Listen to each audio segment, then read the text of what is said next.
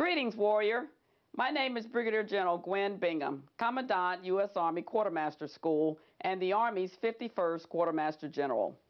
I am speaking to you today about becoming a member of the Army's oldest logistics branch, the U.S. Army Quartermaster Corps. This is an important day, one that I hope you will always remember. I have proudly worn my quartermaster insignia for over 30 years as a soldier, taking care of soldiers and being a part of something bigger than myself. Since 1775, the men and women of the Quartermaster Corps have supported victory, performing missions worldwide to ensure success on the battlefield, provide relief during humanitarian crises, and sustain our Army's operations around the world.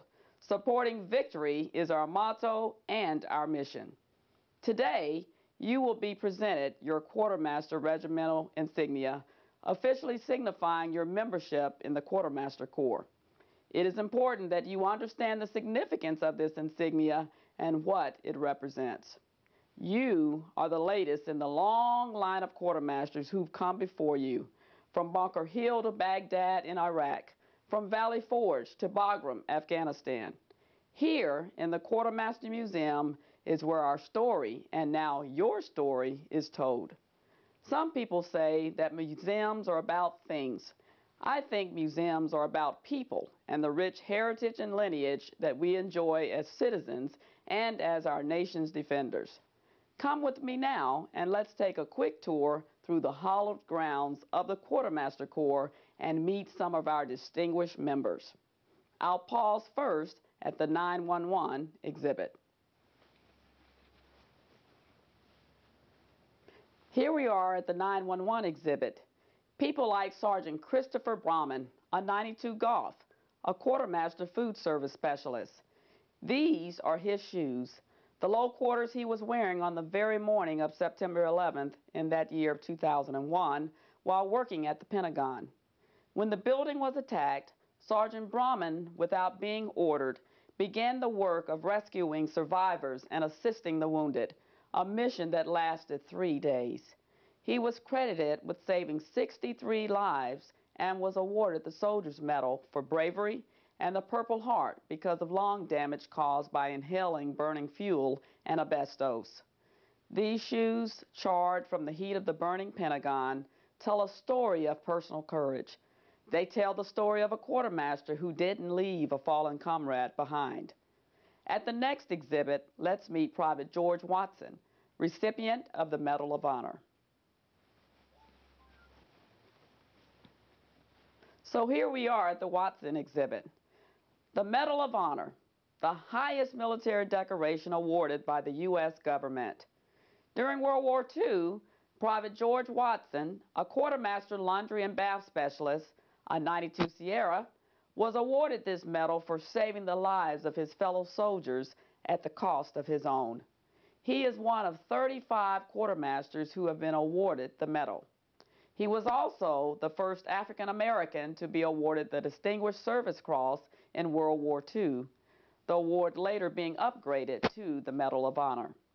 Private Watson's story is one of personal courage, loyalty, and commitment to his comrades. When you view the medal, be sure to read the citation. I'm now standing at the low-cost, low-altitude exhibit. Our 92 Romeos are very familiar with this parachute system. Not all quartermaster stories have to do with medals and awards. Indeed, most of what we do usually goes unnoticed, unless a soldier misses a meal or fuel deliveries are delayed or repair parts are late in arriving. Our job is to make sure that that never happens. During combat operations in Afghanistan in the year 2010, Quartermaster riggers, 92 Romeos, within the 824th Quartermaster Company worked tirelessly to make sure that units in remote areas were continuously supplied, setting a record of over 2 million pounds of supplies delivered by air in 1 month's time. 42 years earlier, during the Vietnam War, Red Hats of the 109th Quartermaster Company performed a similar mission supplying Marines during the 77-day-long siege of Quezon. Over 1,000 tons of supplies were rigged and delivered during that operation, one that still ranks as one of the more remarkable combat supply missions the Corps has ever performed. Next, we'll visit the Petroleum and Water Gallery. Within the Petroleum and Water Gallery, a retired quartermaster colonel once said, and I quote, "Without gas, an Abrams tank is nothing more than a 65-ton paperweight," end quote. This, in a nutshell, sums up the importance of fuel and of those quartermaster soldiers, 92 Foxtrots, who provide it. In the 3 weeks of fighting in Iraq in 2003, the Army consumed 40 million gallons of fuel. That is the same amount used by all the Allied armies in 4 years of World War I. During World War II, following D-Day, American forces began to run out supply lines, General Patton especially. A supply operation was quickly devised to speed up the delivery of fuel, an operation that came to be called the Red Ball Express. The Express consisted of quartermaster and transportation truck companies, composed mainly of African American soldiers.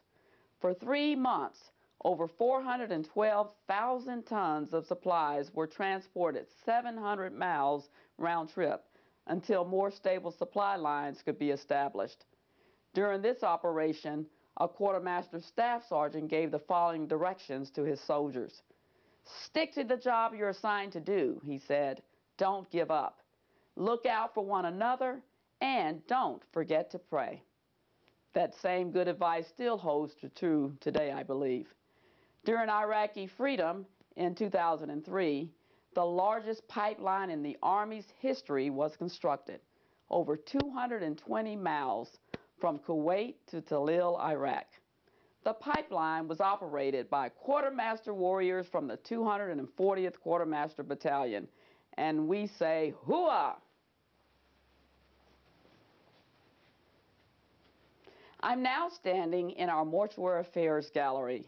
The year is 1944. You are a 20-year-old sergeant, a graves registration specialist, as we called them back then, and now we know them today as 92 Mike specialists, assigned to a quartermaster graves registration unit. Your unit has been training to go into Normandy with the nighttime airborne assault before the landings the next day, D-Day. You've never experienced combat. You've never seen a dead body. In the early morning of June the 6th, you land in France, disoriented with a battle raging all around you. The experience is terrifying. That was the experience of a young quartermaster, Elbert Legg. The mission of collecting and properly burying our fallen comrades is a solemn one. In Legg's case, it was done while under fire and while working alone. His training and his commitment to the importance of his work allowed him to perform his mission. Legg's story is one of respect owed to our fallen, and it is a duty that is being performed by quartermaster mortuary affairs specialists around the globe. Warriors, these are just a few of the stories of the past quartermasters. Your task is to continue to tell our story and to add to its rich legacy. When you leave Fort Lee, some of you will be going to your assignments in the active Army.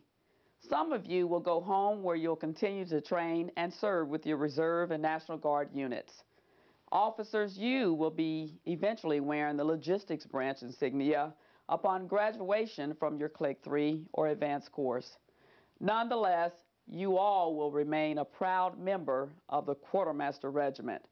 The jobs that each of you will do and be assigned to do are critical to the success and well-being of our Army and our military.